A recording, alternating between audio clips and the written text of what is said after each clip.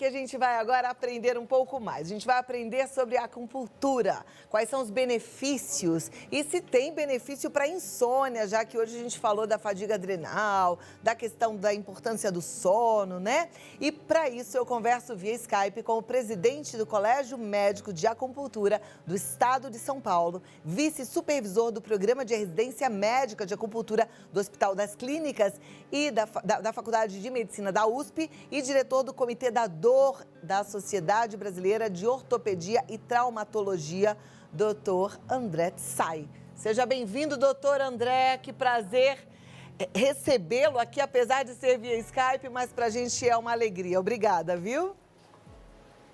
Obrigado a você, Cláudia. Boa tarde. É um grande prazer estar com vocês ao vivo aqui na Rede Vida. Bom, o prazer é nosso e é muito boa a oportunidade de aprender sobre a acupuntura, né? Eu ando, assim, acho que como todos, preocupada com a saúde mental das pessoas, porque essa pandemia traz aí uma preocupação e uma ansiedade excessiva. E eu já recebo dos meus telespectadores e seguidores relatos de muita insônia. Insônia aliada à ansiedade, à depressão, a estresse. E aí eu queria entender um pouquinho se a acupuntura pode ajudar nesse sentido também. Infelizmente, essa pandemia ela está trazendo outros efeitos secundários, causados inclusive pelo confinamento. Isso gera de fato um aumento da ansiedade, depressão e temos registros de inclusive aumento de casos de suicídios, né? Então, a acupuntura para esses casos, com certeza, ela traz uma melhoria, tirando um pouco o estresse desse paciente através da liberação de substâncias como a noradrenalina e também a serotonina para relaxar a parte mental do paciente. Então, com certeza, a acupuntura ela é muito bem indicada nesses casos. Muito bom. A gente acabou de falar um pouquinho sobre a importância da noradrenalina, da adrenalina, né? Relacionando, inclusive, isso tudo à possibilidade da fadiga adrenal. E é muito interessante saber que a acupuntura ajuda nesse sentido. Existem tipos diferentes de acupuntura, doutor? Nós temos subtipos de microsistemas. Então, a gente tem a acupuntura clássica, que é a mais tradicional, é aquela que vocês olham o mapa dos meridianos, onde nós inserimos as agulhas pelo corpo inteiro, mas nós temos o que a gente chama de regiões, que é como se fosse um holograma do organismo num pedaço do corpo. Então, por exemplo, a auricular. Então, nós temos pontos relativos a todas as áreas do nosso corpo, inclusive do sistema nervoso central, representadas dentro do pavilhão auricular, né? A mesma coisa a gente tem na palma das mãos e na planta dos pés, né? Na barriga, no tórax, no couro cabeludo, até na língua. Mas na língua a gente acaba não fazendo o agulhamento, mas a gente usa a língua, por exemplo, para tentar ajudar a gente a entender como que o organismo está respondendo frente a um estresse ou algum problema de doença, né? Como se fosse um holograma, então a gente consegue ver alterações na língua e inferir alguns problemas que esse paciente possa vir a ter. Me chama muito a atenção como vocês conseguem fazer um diagnóstico, muitas vezes só observando o corpo do ser humano, né? E para que as pessoas possam entender, porque algumas não conseguem compreender o que é a ciência da acupuntura, eu queria que você falasse um pouquinho assim, sobre a quantidade de estudo, né? Os anos de faculdade para que alguém possa tornar-se um acupunturista. Bom, hoje a gente tem duas maneiras de fazer essa pós-graduação. Uma através da residência médica, em que nós temos aí 2 anos de duração. Cada ano você tem em torno de 2.800 horas de regime em residência médica. Então a pessoa se forma médico e depois ele vai fazer um concurso para tentar entrar num programa de residência médica. Aqui no Hospital das Clínicas da USP, nós temos esse programa já há quase 10 anos. Uma outra maneira é para aqueles que já possuem alguma especialidade, como por exemplo eu sou ortopedista, alguns anestesistas, que podem procurar um curso de especialização lato sensu. O número da carga horária é um pouco menor, mas também exige-se pelo menos 2 anos de curso para que depois disso a pessoa vá prestar uma prova de titulação, que é conferida pelo Colégio Médico de Acupuntura, que está subordinada à AMB, que é a Associação Médica Brasileira. Então, são esses 2 caminhos que nós temos. Ou seja, a gente é bastante estudo, né? Alguém que precisa estar qualificado. A acupuntura, a gente hoje está relacionando a insônia, né? A gente vai falar um pouquinho mais desse assunto, mas ela pode tratar qualquer tipo de doença? Se eu for falar que pode, né? A gente pode tratar qualquer coisa, mas se tem efetividade, se realmente é o que vai fazer diferença, isso não é para todas as situações. Então, por exemplo, a gente usa muito para tratamento coadjuvante nos casos oncológicos. Por exemplo, a pessoa tem um câncer de mama, está fazendo quimioterapia e sente muitas náuseas e vômitos devido à quimioterapia. A acupuntura está muito indicada, inclusive tem um arsenal muito grande de publicações científicas que corroboram para essa tese. Então, a gente tem a evidência científica para esse tipo de situações, né?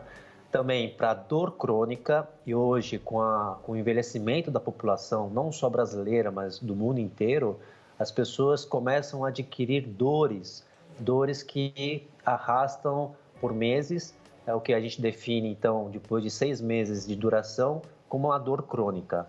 Muito comum, por exemplo, dor nas costas ou dor no joelho, decorrente de uma osteoartrite de joelho, um processo degenerativo. Então, esse campo de dor também está muito bem sedimentada às comprovações científicas.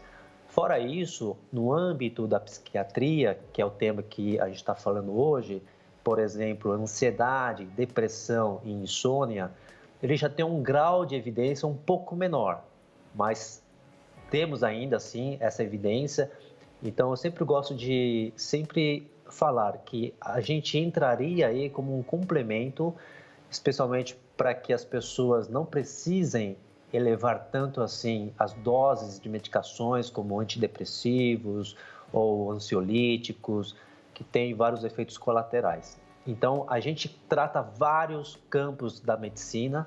No entanto, se você for perguntar, mas quais dessas você tem de fato uma evidência forte, eu diria que seria para esse lado da dor crônica e também algumas áreas oncológicas. Perfeito, mas é uma excelente notícia. A gente sabe que a dor crônica, às vezes, ela acaba gerando uma depressão, né?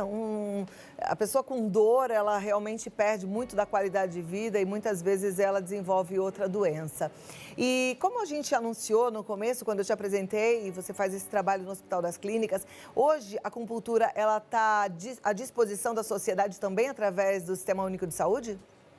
Sim, sem dúvida. Inclusive, ele tem crescido de forma até exponencial a procura da acupuntura pelo SUS, né? Por exemplo, aqui no Hospital das Clínicas, a gente tem um ambulatório, não só dentro da ortopedia, mas também em outros institutos, como da Instituto da Criança e também do ICHC, que é o Instituto Central, onde a gente oferece o serviço de acupuntura pelo SUS, né? É uma atividade ambulatorial, mas também sabemos que em postos de saúde, seja UBS ou AMAS ou então AMI, né, que são os ambulatórios de especialidades, a população ela tem condições de obter esse tipo de tratamento. Perfeito. E agora na pandemia, que a gente está falando muito de telemedicina, do atendimento online. A acupuntura eu acho que deve ser uma das especialidades que não permite esse atendimento online, né? Como é que vocês estão fazendo? A gente conversamos também com o professor Chau, que é um professor titular da disciplina de telemedicina aqui da USP. Convidamos ele para fazer um webinar com a gente aqui do Colégio da Acupuntura. E como a gente tem como prioridade fazer primeiro um diagnóstico dessas pessoas que queiram receber o tratamento com a acupuntura, então, nesse primeiro momento, o primeiro contato está totalmente aceitável a utilização dessa tecnologia da telemedicina para a gente fazer a primeira consulta, né?